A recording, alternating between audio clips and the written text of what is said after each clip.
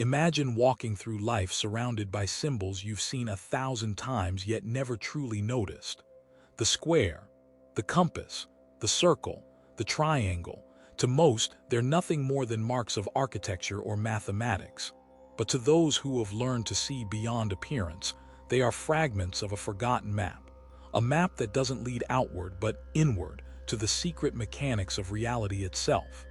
Every era hides its wisdom in plain sight. The ancients carved their understanding into temples, the medieval builders etched it into cathedrals, and today, the same codes appear on monuments, currency, and even corporate logos. Why? Because symbols speak the language of the subconscious. They bypass reason and plant ideas directly into the soil of awareness. The square and the compass, united, form one of the oldest diagrams of human awakening. And if you learn how to read it, you begin to sense that reality itself is built on geometry, not only of matter but of thought. Let's begin with the square. 4 sides, 4 directions, 4 seasons. It represents everything measurable and finite. It is structure, law, gravity, limitation, the frame within which existence unfolds. The square is the skeleton of the physical world. It tells you, this is where you begin, this is where you end. It governs the body, the house you live in, the walls of time that seem to close in around you. Now look at the compass. A single point fixed, the other rotating freely. From that motion the circle emerges, perfect, endless, boundaryless. The compass belongs to the realm of spirit, to imagination, to the invisible architect who dreams the material into being. The circle is the breath behind the form, the pulse behind the stone. It whispers. There are no edges here, only continuity. For centuries, the initiated have understood that real power is born at the meeting of these two forces, the fixed and the free, the finite and the infinite. When the square dominates, life becomes rigid, predictable, suffocating. When the compass dominates, we drift into abstraction, disconnected from earthly reality. But when they unite, consciousness finds its perfect balance. Rooted yet limitless, disciplined yet divine. We live in an age where the square rules almost completely. Our days are measured in appointments, our worth in numbers, our attention in seconds. We have been trained to mistake motion for meaning, to believe that productivity is purpose. But beneath the grid of schedules and systems, a quiet revolution is waiting to be remembered. The revolution of the compass. You may have felt it already. A sudden intuition that reality isn't entirely external, that your thoughts and emotions somehow ripple through the invisible field and rearrange events. Science calls it coincidence. Mystics call it correspondence. In truth, it's the same principle written into every cathedral, every mandala, every Masonic emblem. The recognition that consciousness is the master blueprint, and matter is its obedient reflection. Look closer and you'll notice the square and compass aren't just tools, they are instructions. The square teaches mastery over the physical, integrity, discipline, right action. The compass teaches mastery over the invisible, imagination, intention, inner vision. One without the other creates imbalance. Together, they form the technology of creation itself. Consider your own life as a construction site of consciousness. Each belief is a brick, each thought a measurement, each emotion a line drawn by your inner architect. Most people build unconsciously, letting inherited fears and collective opinions design their walls. They live in psychological houses built by others. But once you awaken to the blueprint, you realize you can redesign it from the ground up. That is the essence of mental sovereignty. To stop being a tenant in someone else's structure and become the architect of your own. Every great initiate in history, whether Egyptian priest, Hindu yogi, or Renaissance scientist, spoke of this same process in different words. Alchemy called it transmutation. Christianity called it rebirth. Psychology calls it integration. The symbol remains the same, the union of the compass and the square. When Leonardo da Vinci drew the Vitruvian Man, he wasn't making an anatomy study. He was revealing this secret. The human body, perfectly fitted within a square and a circle, is the bridge between heaven and earth. Your navel marks the circle's center, the point of origin, the unseen connection to the source. Your outstretched limbs mark the square, the limits of incarnation. Within you, the finite touches the infinite. But the tragedy of modern life is that most people never activate this design. They exist locked inside the square, chasing pleasure, fleeing pain, reacting to stimuli like laboratory subjects. They confuse freedom with consumption, love with validation, thinking with scrolling. Their compass is buried under noise. Yet the moment awareness turns inward, even for a second, the compass begins to rise. You start noticing patterns, how thoughts attract similar experiences, how emotions seem to color perception itself. You begin to sense that the universe isn't a machine but a mirror, endlessly reflecting your inner geometry. The square and compass are no longer distant symbols, they become instructions for living. To understand this deeper, imagine consciousness as light. The square acts as a lens that gives it direction and form. Without the square, light diffuses into chaos. Without the compass, the lens is dark and rigid. Only together do they create focus, the convergence point where imagination becomes event. Ancient builders understood this in ways modern engineers can barely comprehend. They aligned temples with stars not out of superstition, but because they knew geometry is language. Angles, ratios, and proportions are vibrations frozen in form. When arranged harmoniously, they amplify certain states of consciousness. A cathedral isn't just stone, it's a resonant instrument tuned to awaken awe. The same applies to the architecture of your mind. Ask yourself, what are you constructing internally each day? Fear builds walls, desire digs tunnels, gratitude builds windows. When your inner geometry is chaotic, life appears chaotic. When it becomes harmonious, circumstances align as if by magic. But it's not magic, it's mathematics of the soul. The true initiates were never obsessed with domination. Their real work was self-mastery. They knew that a person who conquers their own mind cannot be conquered by the world. That is why secrecy existed, not to exclude, but to protect the unprepared from misusing power. Because the same principles that can heal can also enslave if driven by greed. Awareness without virtue turns light into fire. The square demands virtue, honesty, responsibility, structure. The compass demands openness, curiosity, compassion. When they're balanced, you gain the ability to shape reality without violating its harmony. The ancients called this right use of will. It's the power to choose a thought, infuse it with feeling, and release it into the world like a seed. In time, it grows into experience. But there's a cost, responsibility. Once you accept that your consciousness creates, excuses vanish. You can no longer blame governments, parents, or destiny. Every encounter, every delay, every heartbreak becomes feedback from the geometry you project. The world is not happening to you, it is happening through you. That realization can feel terrifying at first, like standing at the edge of an infinite circle with no walls to hold onto. But slowly, awe replaces fear. You begin to understand that you were never the prisoner of the square. You were its designer all along. In ancient mystery schools, initiates were taught to meditate on this paradox until it shattered the illusion of separation. They visualized themselves as a point of light rotating within a cube, expanding outward until the cube dissolved into a sphere. It was a symbolic act of remembering. You are the compass animating the square. And so, the first stage of awakening is observation. Simply notice the automatic patterns, the reactions, the impulses, the distractions. Each moment of awareness loosens a brick from the wall. The second stage is alignment, choosing thoughts and emotions that reflect the world you wish to experience. The third stage is embodiment, acting from that awareness until the compass naturally rests above the square, spirit guiding matter, not the other way around. This is not escapism, it's integration. The purpose is not to transcend the material world but to sanctify it, to turn every meal, conversation, and task into sacred geometry in motion. The initiate doesn't flee life, he builds temples within it. Pause for a moment and look around you. The objects in your room, the screen, the walls, the floor, are arrangements of energy guided by intention. Someone once imagined them. Someone drew lines on paper. Someone transformed thought into form.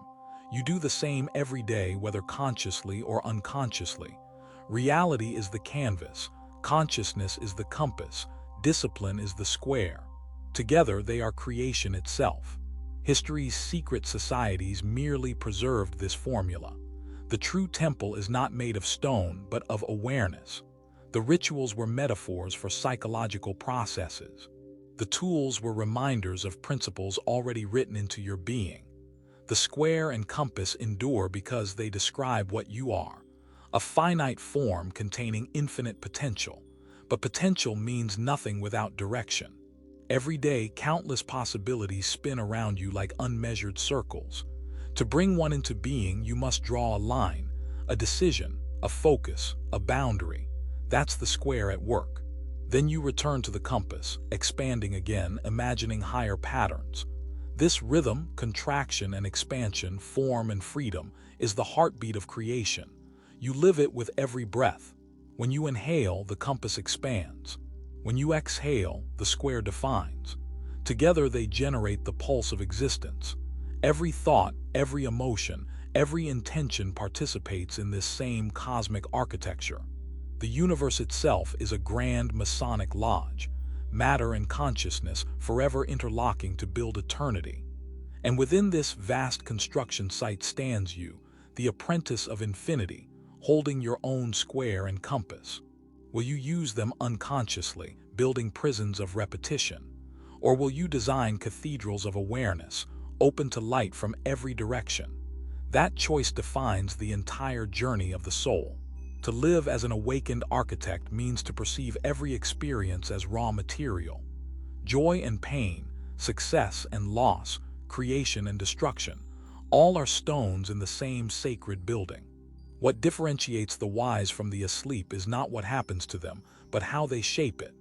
The untrained mind reacts, the conscious mind designs. Each challenge is not punishment but blueprint, revealing where your structure requires reinforcement.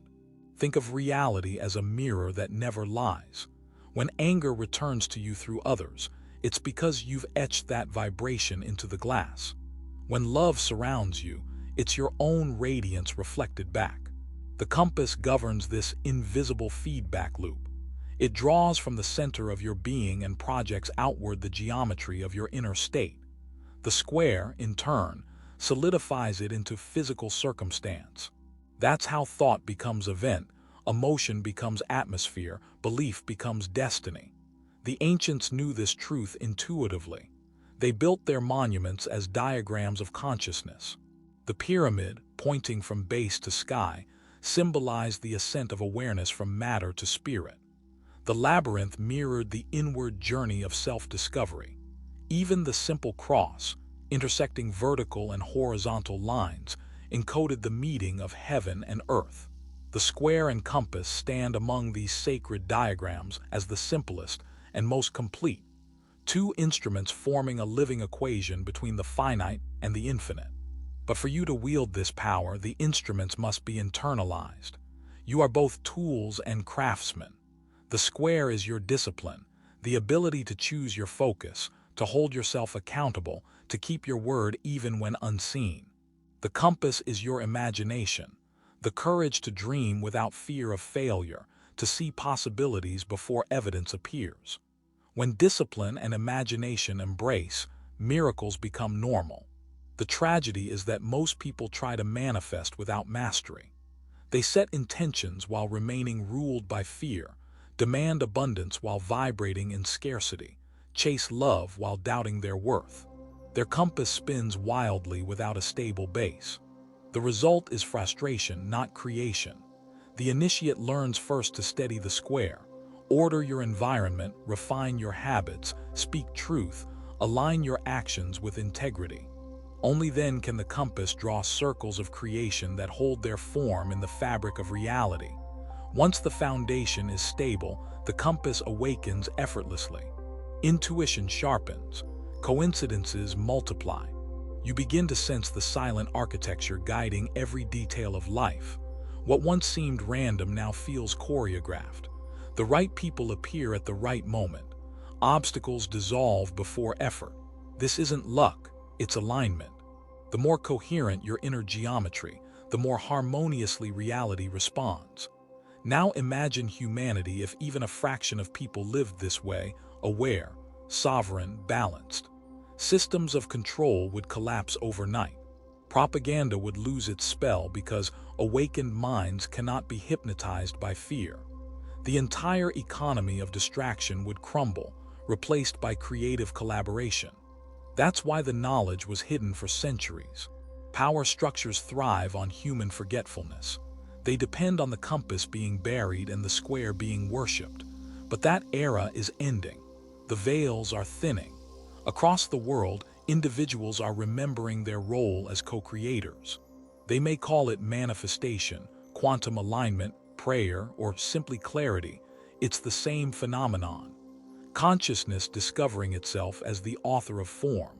And with that remembrance comes immense responsibility. Because once you know you are the cause, every effect becomes sacred. You begin to treat thoughts like tools, emotions like energy, and attention like currency. You spend all three wisely. Let's bring this down from philosophy to practice. Awakening is not achieved through belief, but through repetition of awareness. Each day offers countless micro moments to invert the hierarchy of your being, to let the compass guide the square. When hunger arises, pause before reacting. When anger flares, breathe before speaking. When desire tempts, observe before indulging. These pauses are not weakness, they are architecture. They carve openings through which higher consciousness can act. Over time, these small acts accumulate into sovereignty. Meditation, then, becomes your daily calibration. Not escape from reality, but refinement of perception. Sit still and observe the square, the sensations of the body, the parade of thoughts. Then expand awareness into the compass, the space that contains them. This simple act of witnessing reorders your entire geometry. The square remains, but the compass is now above it. Spirit governs matter, and something extraordinary happens. The world begins to cooperate. You think of someone and they message you. You need resources and opportunities arise. These are not miracles in the supernatural sense. They're the natural mechanics of a consciousness no longer divided against itself. The universe ceases to be adversary and becomes collaborator. You recognize it as yourself in another form. At this stage, detachment becomes crucial. The power to manifest must not become addiction to control. The purpose is not to bend the world to egoic desires, but to align with the deeper current of evolution. True magic is surrender with awareness, participating in creation, while trusting the larger intelligence that orchestrates it all. The compass teaches this humility. It reminds you that even the grandest circle is part of a greater one you cannot see. This humility gives birth to compassion. When you see others still trapped in the square, reacting, fearing, competing, you no longer judge them. You remember you were there once. You help not by preaching but by presence. Your calmness becomes instruction. Your coherence becomes invitation. Light doesn't fight darkness, it simply shines. As the compass rises higher, you begin to sense the interconnected lattice of consciousness linking all beings. Each thought you emit ripples through that web, influencing realities beyond your perception. Responsibility expands beyond personal life into collective harmony. You become custodian, not owner, of creative power. This is the true meaning of initiation, entering the awareness that your private thoughts shape the shared world. Eventually, the distinction between square and compass dissolves altogether. Matter and spirit, inner and outer, self and universe, all reveal themselves as two perspectives of one infinite architecture. The square was never a prison. It was the necessary scaffolding for consciousness to experience itself. The compass was never separate. It was the silent motion guiding every structure toward beauty. When you reach this realization, life ceases to be struggle and becomes art. You begin to see the same intelligence expressing itself in everything, in the veins of leaves, in the spiral of galaxies, in the geometry of your own heartbeat. Every pattern whispers the same message. As above, so below. As within, so without. This is the true creed of the initiate, not dogma but direct perception. The universe is alive, aware, and intimately participating in your evolution. At this level, prayer, science, and art converge. Prayer becomes focused intention. Science becomes the study of divine order. Art becomes visible prayer. Each act, no matter how small, participates in the endless dialogue between form and formlessness. When you cook, you're performing alchemy. When you speak truth, you're adjusting cosmic alignment. When you forgive, you're recalibrating the grid of human consciousness. Nothing is ordinary once you've seen the blueprint. The final initiation is simplicity. After the ecstasy of discovery comes the quiet dignity of living it. You return to daily life not as an escape, but as expression. You pay bills, clean rooms, hold conversations, but the quality of awareness within them has changed. Every gesture becomes deliberate, graceful, sacred. You no longer seek enlightenment, you radiate it. The compass and square have merged into one symbol pulsing in the heart. And so, whenever you encounter that emblem carved on stone, printed on a dollar, glowing in a film, remember its true meaning. It's not a mark of secret societies or ancient conspiracies. It's a mirror of your own design. It asks a single question: who builds your reality? If you answer, I do, with humility and courage, the symbol opens. What was once mysterious becomes obvious. What was once hidden becomes self-evident. The world around you may still function on fear, but you no longer belong to that frequency.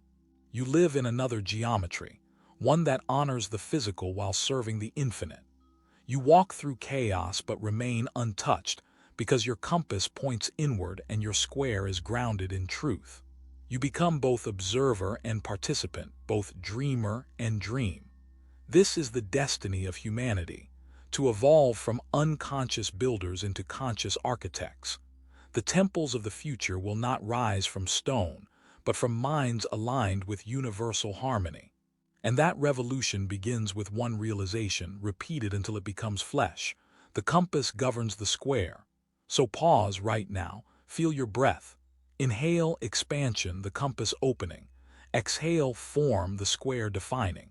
Between them, infinite balance. Within you, the same power that shaped stars waits patiently to be remembered. Use it wisely, build beautifully, live awake.